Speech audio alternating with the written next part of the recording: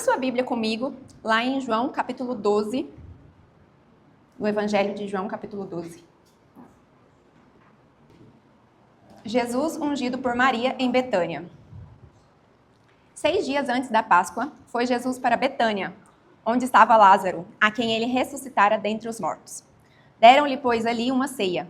Marta servia, sendo Lázaro um dos que estavam com ele à mesa. Então Maria, tomando uma libra de bálsamo de nardo puro, muito precioso, ungiu os pés de Jesus e o enxugou com os seus cabelos. E encheu-se toda a casa com o perfume do bálsamo. Mas Judas Iscariotes, um de seus discípulos, o que estava para traí-lo, disse: Por que não se vendeu este perfume por 300 denários e não se deu aos pobres? Isto, disse ele, não porque tivesse cuidado dos pobres, mas porque era ladrão. E tendo a bolsa, tirava o que nela se lançava. Jesus, entretanto, disse: Deixa que ela guarde isto para o dia em que me embalsamarem, porque os pobres sempre os tendes convosco, mas a mim nem sempre me tendes. Agora, abram, por favor, em Mateus, no Evangelho de Mateus 26, 14.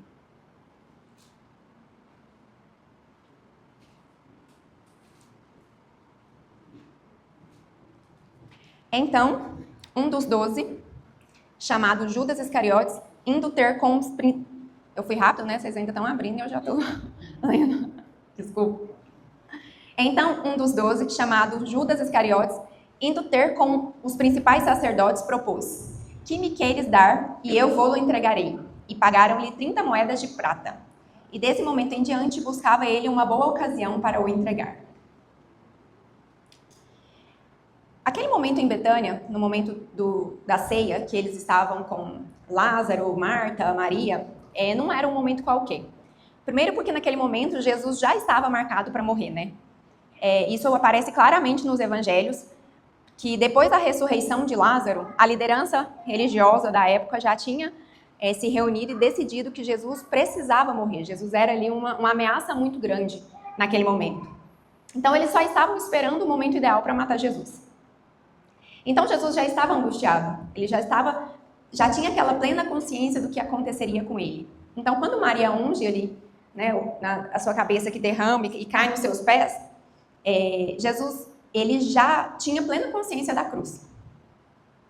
E me parece que de todas as pessoas que rodeavam Jesus naquele momento, somente Maria entendia o que acontecia naquele momento, o que estava acontecendo. Porque só ela tomou uma atitude que era apropriada para aquele momento. E Maria tem outras histórias na Bíblia, né, com Maria, que ela já tinha demonstrado a sua devoção por Jesus. E tem alguns pontos importantes nesse contexto. O perfume que Maria derramou aos pés de Jesus era de nardo puro, muitíssimo precioso. Essa passagem ela é relatada nos evangelhos de forma diferente e todos deixam muito claro que a preciosidade do nardo puro. O nardo era muito raro, ele era feito do óleo aromático extraído da raiz de uma planta que cresce principalmente na Índia. Ou seja, era um produto importado, não era um produto que Maria encontrava em qualquer esquina e de qualquer jeito. A Bíblia diz que custava 300 denários. Isso equivale a aproximadamente um ano inteiro de trabalho de uma pessoa. Era quase um ano inteiro de trabalho. Então, a gente está falando de algo bem caro. E esse tipo de perfume não era usado no dia a dia e para qualquer ocasião. Ele era reservado para ocasiões muito especiais. Como, por exemplo, num casamento da mulher, ou até mesmo como uma segurança financeira, pelo valor que ele tinha. Algumas mulheres tinham até o dote, como o nardo puro, né, no vaso de alabastro. E outra coisa, o vaso de alabastro, você não podia usar um pouquinho, não era um pote de perfume que a gente está acostumado, que você pode borrifar um pouquinho. Para você usar o nardo, o que estava dentro desse recipiente, você tinha que quebrar e usar tudo que tinha ali dentro, de uma vez. Então Maria, ela tinha plena consciência, naquele momento, que o momento que ela quebrasse o vaso de alabastro, ela teria que usar tudo. Ela não poderia reservar um pouquinho para ela. Outro ponto importante dessa história. A Bíblia fala que Maria enxugou os pés de Jesus com os cabelos dela. E se a gente for analisar o contexto daquela época, da cultura, as mulheres não soltavam o cabelo em público. Isso era considerado muito íntimo, né? E era uma vergonha para a mulher soltar o cabelo em público. Então, quando Maria solta os cabelos e enxuga os pés de Jesus, ela ela mostrou uma devoção sem pensar no que aquilo poderia causar para a imagem dela. Ela não pensou o que aquilo poderia custar para ela. Ela entrega um amor e uma devoção sem pensar em preservar a própria imagem e sem calcular o que poderia acontecer com ela depois disso. E todas essas informações que eu trouxe foi para a gente chegar num ponto que Maria, naquele momento, ela deu o melhor que ela tinha. Se não tudo que ela tinha. Maria derramou muito mais do que um perfume caro aos pés de Jesus. Ela derramou talvez a reputação dela, ela derramou talvez a segurança financeira dela, ela derramou talvez anos de trabalho. Ela estava realmente derramando ali um amor dela em sacrifício. Só que nem todas as pessoas que estavam naquela ceia, naquele jantar, tinham o mesmo coração de Maria. Os discípulos criticam Maria no momento que ela está derramando ali o perfume. E Judas, inclusive, é um que fala: que desperdício, né? Por que a gente não vende esse perfume e dá aos pobres? Só que a Bíblia deixa claro, como a gente leu, que ele não fala isso por preocupar com os pobres. Ele só estava preocupado que aquele dinheiro poderia entrar na bolsa e ele poderia roubar, né, aquele dinheiro. Então, o cenário é, no momento em que Jesus está ali carregando aquela angústia antes da cruz, Maria está se derramando em adoração. E nesse mesmo momento que Jesus está vivendo essa angústia, Judas estava preocupado com o possível lucro que ele poderia ter, ou deixaria de ter. Os evangelhos de Mateus e Marcos, eles descrevem uma mudança de comportamento, do coração de Judas, como algo assim, logo após o acontecimento dessa ceia de Betânia. Lá em Marcos 14, vocês não precisam abrir, que eu vou ler aqui. Lá em Marcos 14, 10, diz, né? E Judas Iscariotes, um dos 12, foi ter com os principais dos sacerdotes para lhe o entregar, que a gente já leu. E ele, ouvindo, alegraram-se e prometeram dar-lhe dinheiro, e buscava como entregaria em ocasião oportuna. Ou seja, logo depois de Maria, perante todos os discípulos, se derramar num amor tão sacrificial por Jesus, Judas já estava ali entregando Jesus. Apenas Mateus, lá no Evangelho de Mateus, destaca qual a quantidade, qual o valor que Judas vendeu Jesus, que era 30 moedas de pratas, aproximadamente 120 denários. E o que me chama a atenção é que esse valor é menos da metade. Judas vendeu Jesus por um valor que é menos da metade do valor que custava o perfume que Maria derramava aos pés de Jesus. E aqui é um ponto importante para mim nessa história, porque a vida ela tem o modo de revelar quem realmente nós somos e as motivações mais profundas e escondidas do nosso coração. Pensando no contexto de Judas, Judas não foi um erro que saiu do controle de Jesus. Jesus sabia quem era Judas. Sempre soube. Jesus sabia que Judas era ladrão.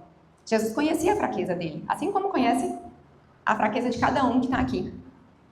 E eu acredito que Jesus deu inúmeras chances para Judas, para que ele pudesse mudar o coração. Aliás, Judas caminhou 3 anos, né, com Jesus, lado a lado. E aí, eu fico imaginando...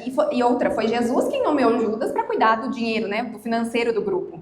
Eu acredito que é como se Jesus falasse assim para Judas: Judas, eu sei quem é você, mas eu acredito que você pode ser melhor. Eu acredito que você pode evoluir, que você pode se arrepender. Mas ele não mudou. Foram 3 anos.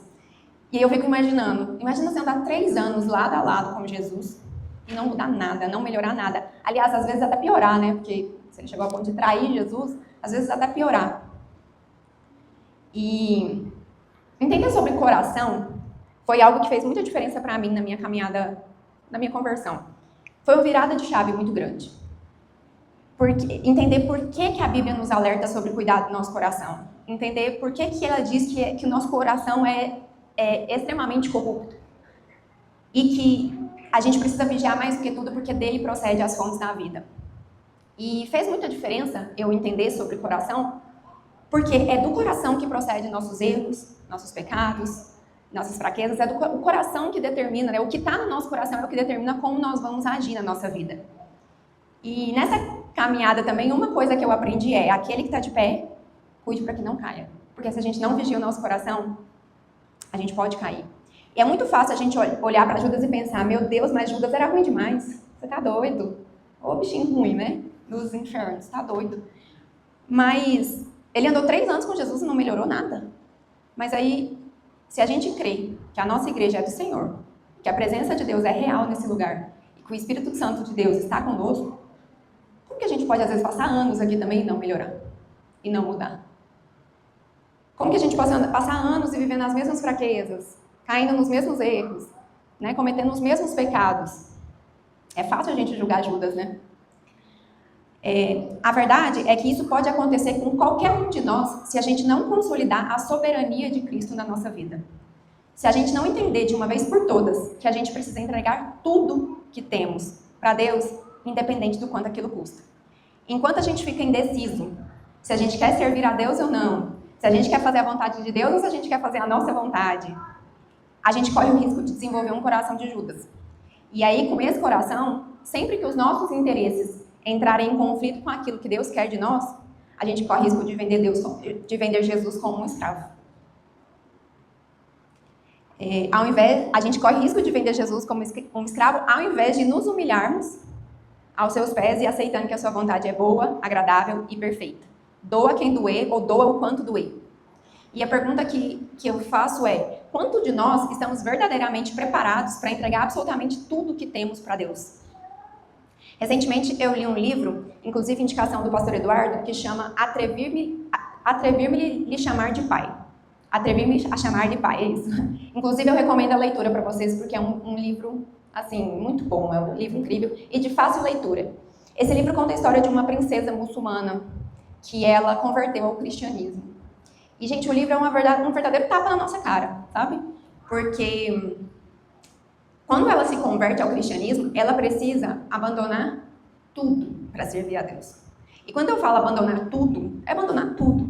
Pensa, uma princesa, pensa quantas coisas ela não tinha, né? Quanto dinheiro, influência, respeito, família, imóveis, segurança. Ela precisou abandonar tudo para servir Jesus. E quando eu fui lendo a história dela e eu fui me colocando no lugar, eu falava, meu Deus, é um preço muito alto. Mas ela abandonou tudo. Leiam, gente, leiam esse livro, é muito bom. E, inclusive, tem um momento do livro, ela tem um neto que ela cria ele como filho. E quando ela precisou... Eu tô dando alguns spoilers, mas não vai tirar a graça de vocês de lerem não, tá? Pode ficar tranquilo. Pode ler. Tem um neto que ela cria como filho. E ela, quando chegou o momento que ela precisou decidir se ela teria que fugir do país ou não, ficou um questionamento se ela poderia levar o neto, filho, que inclusive chama ela de mãe, ou não. Mas mesmo se ela tivesse que deixar o filho para trás, ela iria, porque ela não iria negar Jesus. Então ela realmente foi uma pessoa que deixou tudo. E foi um tapa na minha cara, de ver como às vezes nós não abrimos mão de bem menos por Jesus. Voltando à história que a gente tinha, que eu comecei a falar, lá em Mateus 6:21, diz que por onde estiver o vosso tesouro, aí também estará o vosso coração. O tesouro de Maria não estava naquilo que ela possuía. Apesar de ser um perfume caro, apesar de custar muito, o tesouro dela não estava ali. A esperança dela não estava naquilo que ela poderia ganhar através de Jesus. A alegria dela estava em desfrutar da presença do Messias, em poder estar aos pés de Jesus. Judas, por outro lado, estava focado em tudo que ele poderia ganhar sendo discípulo de Jesus. O quanto talvez ele poderia ganhar. E essa é uma diferença entre um coração rendido a Deus e um coração egoísta, um coração mesquinho. Maria possuía um coração grato. Judas tinha um coração avarento.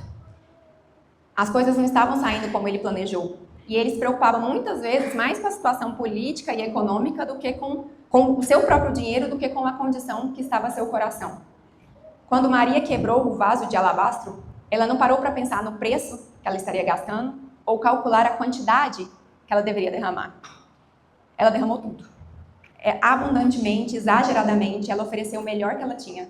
Tudo de si ela deu naquele momento.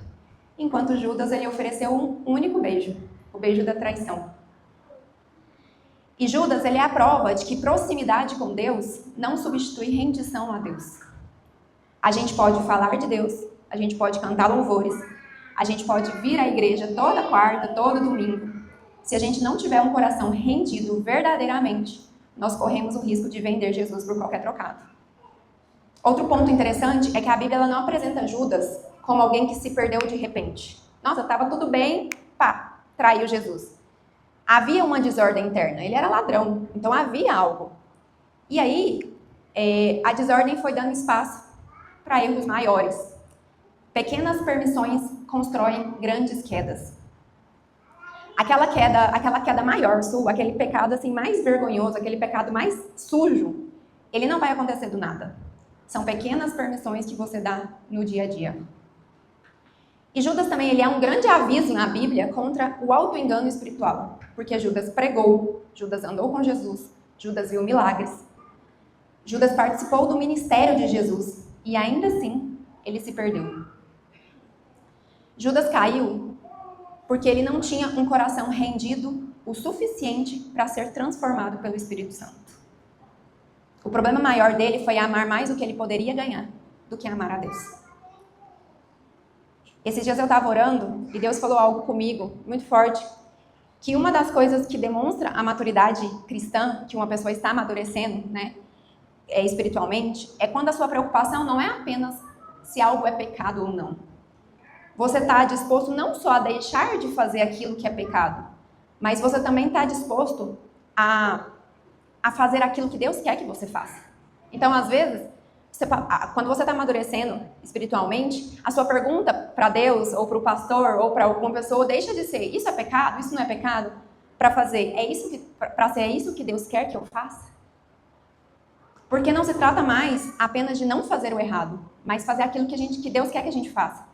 Porque no início, quando você está naquele início daquela caminhada cristã, a gente tem muitas fraquezas, que às vezes é difícil deixar de fazer certas coisas. Mas à medida que o tempo vai passando, essas coisas começam a ser irrelevantes. E às vezes você começa a ter até rancinho disso, sabe? Você fala, não, isso nem faz parte da minha vida.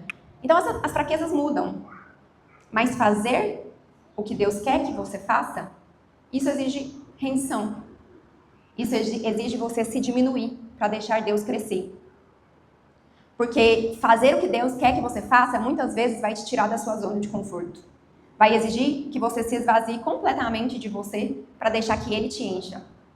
Para deixar que Ele encha você daquilo que Ele preparou. Isso muitas vezes vai doer muito. Isso muitas vezes vai custar muito. Como custou para Maria. E muitas vezes não é um custo financeiro. É um custo. Sabe aquela dorzinha, às vezes, interna, de quando a gente precisa assim, ó, se diminuir, passar por cima do seu orgulho, passar por cima da sua vaidade, passar por cima das suas fraquezas para você se tornar aquilo que Deus quer que você se torne? Isso também é um custo. Isso também é você se esvaziar de você mesmo para você se tornar quem Deus quer que você seja. Cada uma aqui sabe o que te custa. Onde te dói, né? E o final de Judas, todo mundo sabe, o remorso tomou conta dele e ele suicidou. O que também prova que não existia uma conversão nem de longe, né? Porque se ele sentiu culpa e não arrependimento. Porque eu acredito que se Judas tivesse arrependido verdadeiramente, ele teria sido perdoado e poderia ter sido salvo, né? Mas ele não tinha base suficiente para se arrepender. Porque o período inteiro que ele passou com Jesus, o coração dele estava preocupado com outras coisas. Então ele não tinha essa base. Já Maria, lá em Marcos 14, 9, Jesus diz: "Em verdade vos digo que em todas as partes do mundo onde este evangelho for pregado, também o que ela fez será contado para a sua memória." Eu fico pensando que talvez ouvir isso deve ter doído em Judas. Isso não está na Bíblia, tá? Isso é interpretação minha. Mas eu acredito que sim, porque ele tinha acabado de criticar Maria. E Jesus aí fala que ela vai entrar para a história com a devoção dela. Acho que Judas é tudo que Judas queria ouvir, né? Olha como esse discípulo é ótimo, olha como esse discípulo é maravilhoso. Talvez era isso que Judas queria ouvir. Ele queria ser reconhecido, talvez, né? Ele queria ser exaltado, mas Deus não divide a glória dele com ninguém. E Maria não pediu nada em troca. Ela apenas se entregou. Ela apenas deu tudo que ela tinha. Ela não queria ser reconhecida, ela não queria ser exaltada, ela só queria desfrutar da presença do Messias e agradar a Jesus naquele momento. Mas ela entrou para a história como uma mulher que amou a Jesus exageradamente, profundamente e verdadeiramente. Uma mulher que renunciou absolutamente tudo que ela tinha por amor àquele que se entregou completamente por nós. Amém? Amém.